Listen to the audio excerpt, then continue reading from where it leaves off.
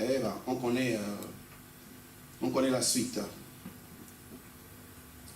Alléluia.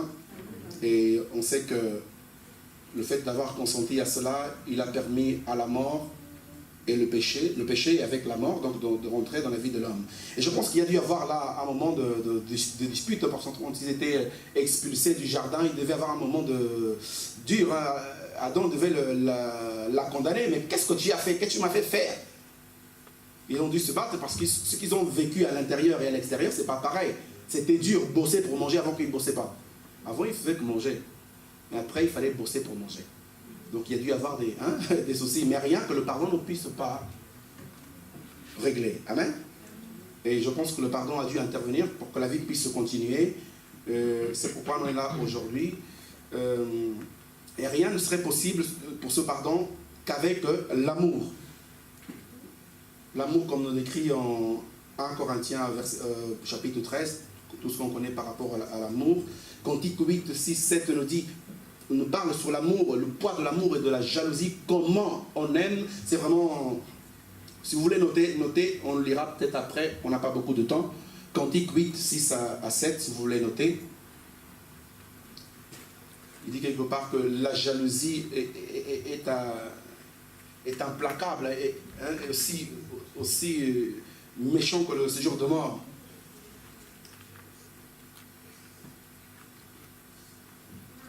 Et nous allons arriver à deux petits points que nous allons décrire rapidement, s'il y en a le temps,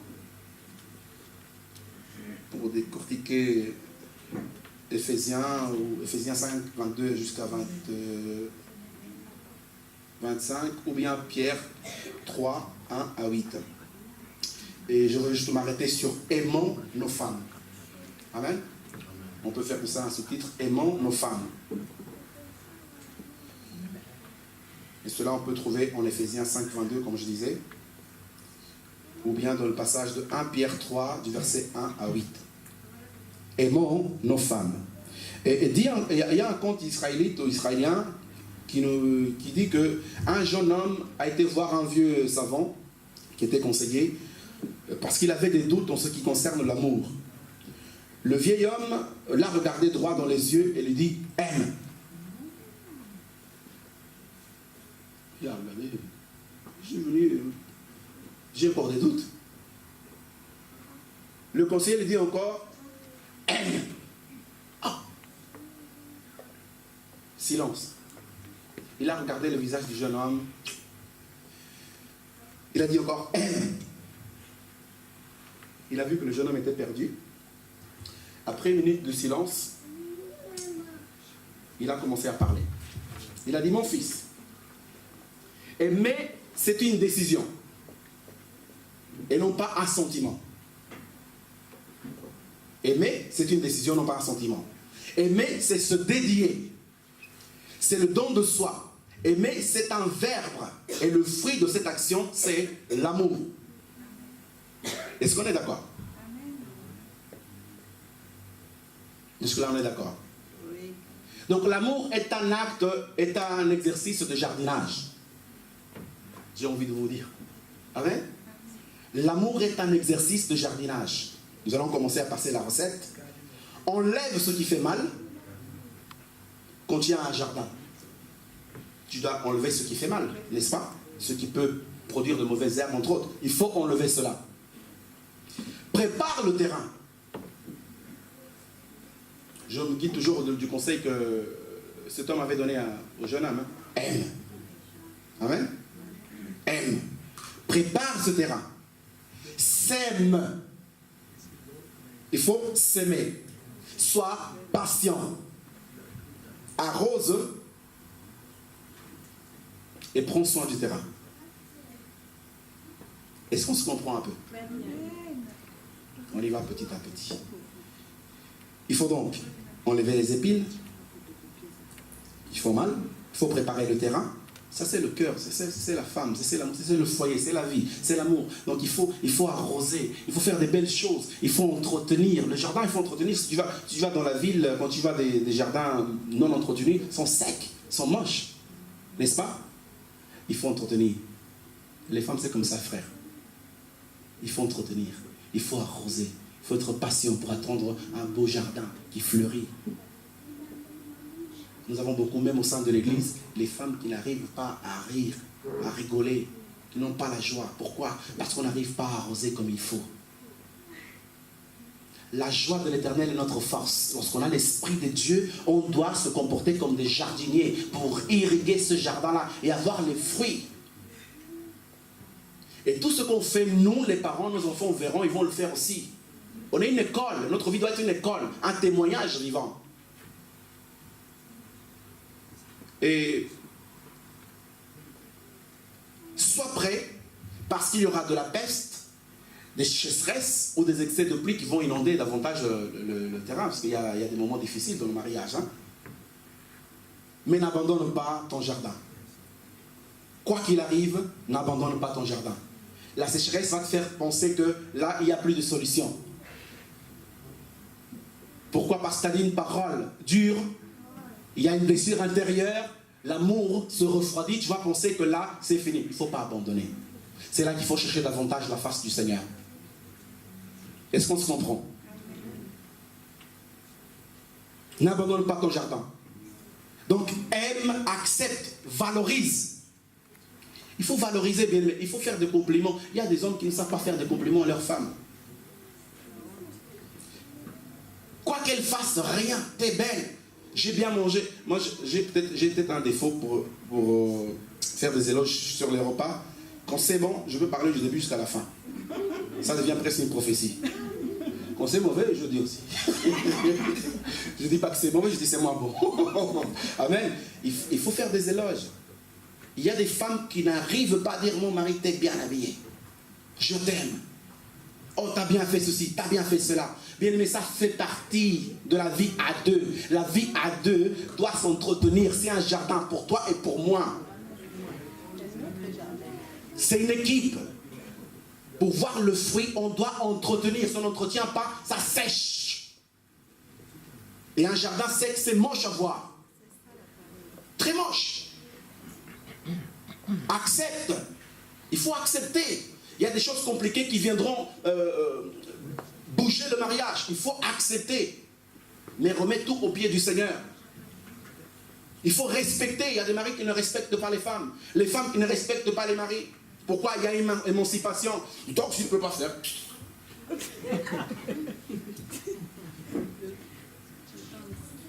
Les Africains surtout, j'aimerais bien imiter bien le truc là. Tu peux faire même une musique avec. Ouais, c'est vraiment du fond. Voilà. Tu peux enregistrer, ça fait une musique. Amen. Mais pourquoi? Parce que la mentalité a été changée. On acquiert maintenant des valeurs qui ne sont pas les nôtres. Et le fait de vouloir s'occidentaliser, on ne prend pas que du bon, on prend tout. Le manque d'information te fait prendre tout, même le mauvais, et tu crois que c'est bon. C'est Romain qui nous a dit au verset 1, on prend donc les choses mauvaises, ils font, comment est-ce qu'il dit, ils prennent le mensonge pour vérité, et vice-versa.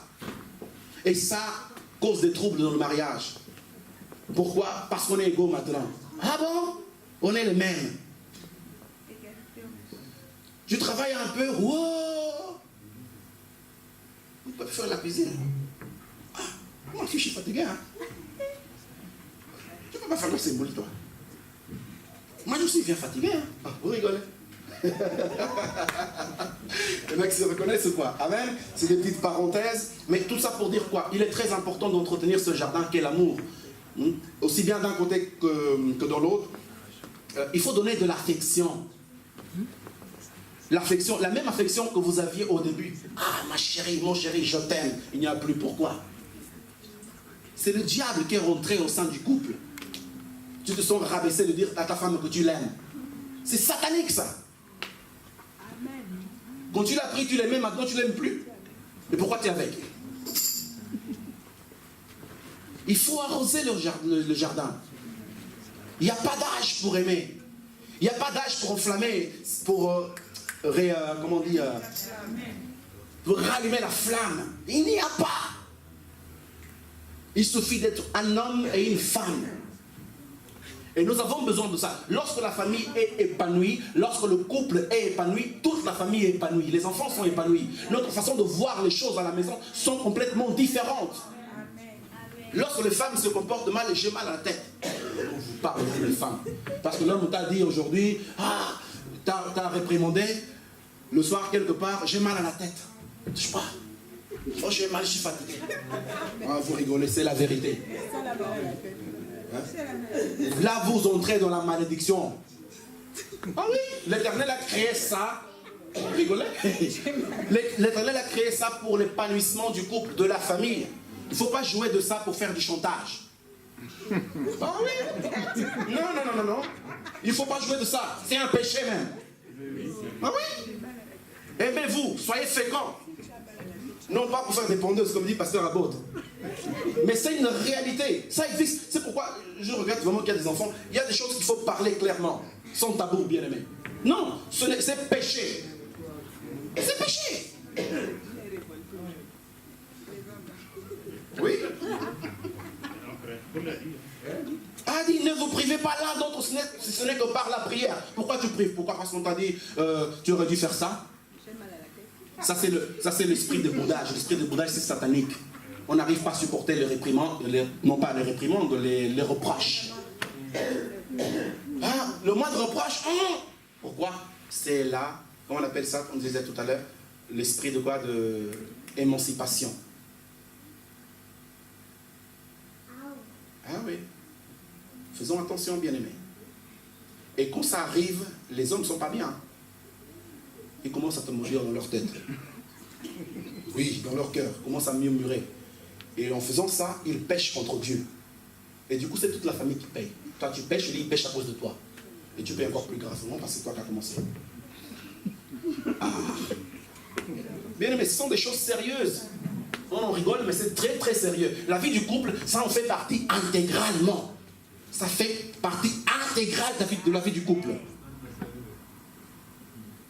Pourquoi? Parce que, je ne sais pas moi, il y a des choses banales qui peuvent arriver au sein du couple. Ah non, aujourd'hui, je dors au salon. Ah bon, tu dors au salon?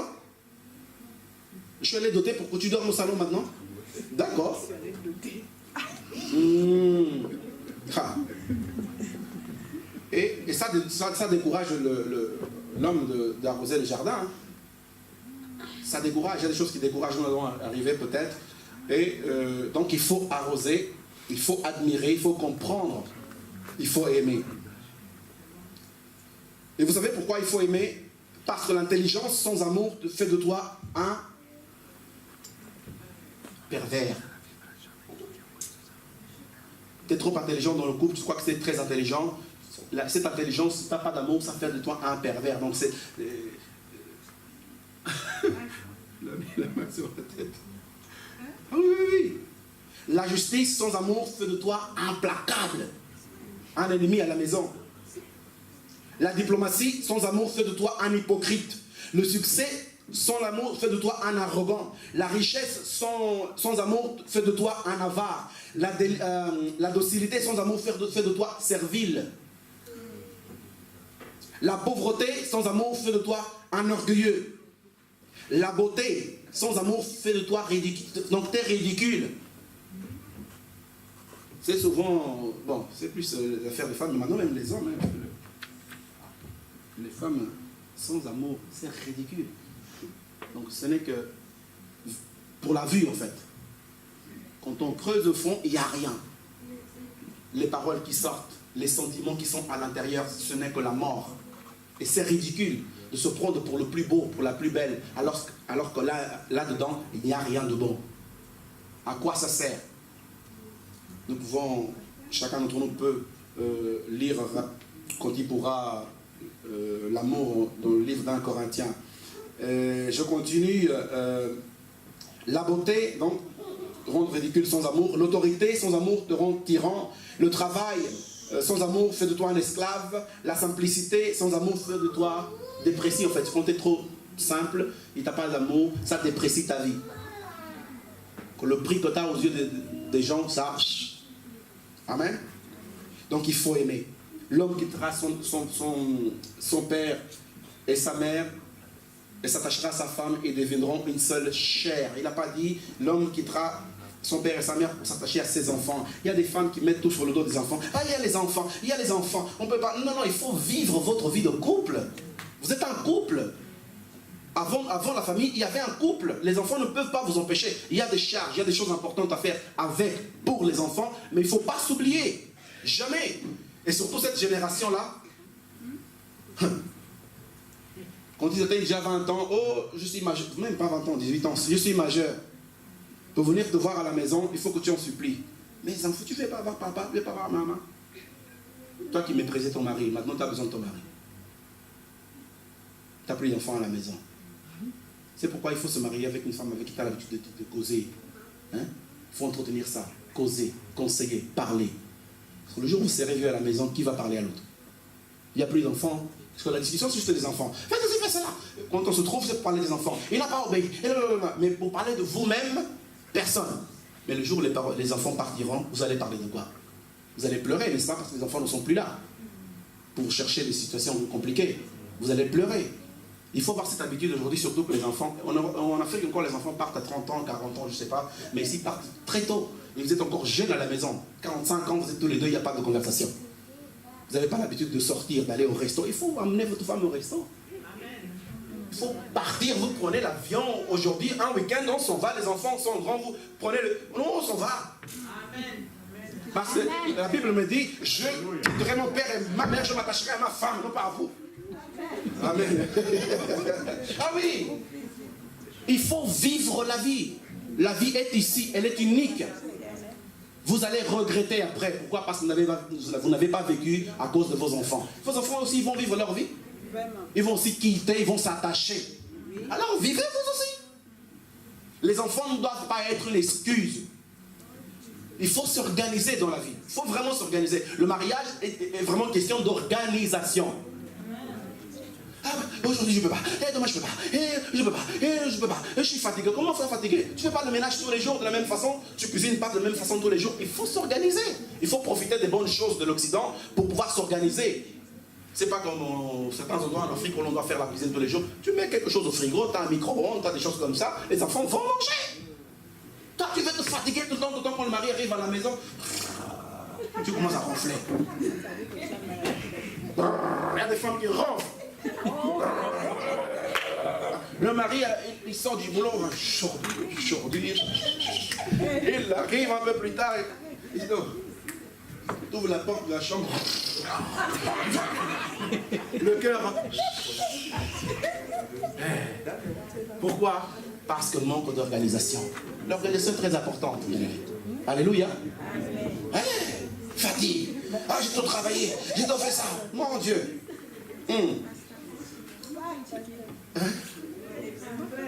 Comment? Oui, on ne disconvient pas, mais il y a une organisation, bien-aimé. La vie de couple, s'il n'y a pas d'organisation, vous mourrez. Je vous dis vrai, vous mourrez, votre couple mourra. Pourquoi? Vous priorisez les autres choses qui n'ont pas assez d'importance. Il y a des choses qui n'ont pas assez d'importance, mais vous accordez des choses, de l'importance à des petites choses qui peuvent être laissées au lendemain. Et ça c'est spirituel aussi. Tu sais pourquoi? Parce que l'ennemi, la stratégie de l'ennemi c'est vraiment de diviser. Alors il va te mettre dans la tête, non, oh tu vas faire les casseroles là maintenant. Non, non, maintenant là, tu vas faire le sol. Donc il commence dans sa tête, il se dit, celle-là il attend son mari. Celui-là il vient vite pour sa femme. L'ennemi vient, ta maison est sale.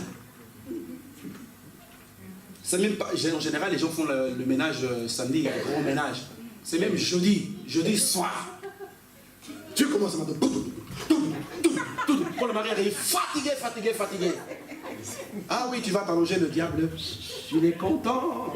Oui, vous faites le jeu de l'ennemi, je vous dis la vérité. Lorsque vous privez votre mari, votre femme de la chose que l'Éternel vous a donné, nous a donné de droit, comme bénédiction, nous sommes en train de détruire le mariage et donner la victoire au diable. Ça, c'est la vérité. Femmes, soyez soumises à vos maris. Il y avait beaucoup de choses à parler, c'est pourquoi je dis c'est un séminaire qu'il faut faire même 2 semaines. Amen. Donc, femmes, soyez soumises à vos maris. Voici quelques attributs de la femme de valeur, de la femme de Dieu, de la femme soumise. Et je dis qu'elle ressemble beaucoup à la femme vertueuse des Proverbes 31. Amen. j'espère pouvoir, au travers de ces attributs-là, arriver à la prière. Et il y a encore le parler. Hein. Mais aujourd'hui, je ne sais pas. Amen. Donc la femme soumise voit la tempête comme une opportunité. Est-ce que ça vous dit? Là, je vous prends pour la femme soumise. Hein. Je vous prends pour la femme vertueuse. Je vous prends pour la femme de Dieu. Je vous prends pour la femme qui comprend la parole de Dieu. Elle voit la tempête comme une opportunité de faire calmer la tempête. Amen. Jésus-Christ, il savait que cette tempête allait arriver. Il est Dieu, n'est-ce pas? Cette tempête est venue exprès pour montrer à ses serviteurs qu'il était Dieu, qu'ils comprennent avec qui ils sont. Et la femme de valeur, lorsque la tempête vient, ça doit être une occasion de faire calmer cette tempête par la prière en cherchant la face de Dieu. C'est ça la femme soumise. La femme soumise n'est pas que question de cuisiner, de faire le repassage. On ne va pas peut-être rentrer là aujourd'hui. Je ne pense pas qu'on rentrera là-dedans. Mais il y a aussi une attitude. Je parle ici d'attitude spirituelle. Des attributs que Dieu donne à cette femme. Lorsqu'elle est soumise, c'est qu'elle connaît la parole de Dieu. Et lorsqu'elle connaît la parole de Dieu, elle a des attributs importants. Elle ne désiste pas. Elle insiste. Elle est toujours prête pour la guerre. Elle ne pleure jamais, mais... Elle pleure, mais elle ne baisse jamais les bras. Ne parle pas beaucoup, elle agit. C'est ça la femme soumise. Non. Dieu n'a pas donné la voix pour aller... maudire. C'est la malédiction. Les sonniers sont dit, va chercher la malédiction. Amen. Elle transforme une malédiction en bénédiction avec l'aide de Dieu. S'il y a des choses maudites qui arrivent au sein du foyer, mais avec l'aide de Dieu, la femme soumise, la femme de Dieu, transforme cela en bénédiction. Elle ne se fatigue pas. Elle est toujours debout. C'est vrai ça? Elle agit avec sagesse. Elle ne se glorifie pas, elle s'humilie. Elle est discrète. Elle sait s'imposer à sa place. Elle dit des mots qui édifient, qui réconfortent et qui redonnent la vie à des situations, à des problèmes. Elle ne se décrit pas dans ce qu'elle a, mais dans ce qu'elle est. Parce qu'elle est une femme de valeur. C'est comme ça qu'on décrit une femme. J'entends bien une femme de Dieu, une femme de valeur, une femme soumise. Elle est décrite non pas parce qu'elle a des beaux attributs physiques ou bien matériels, non. Elle est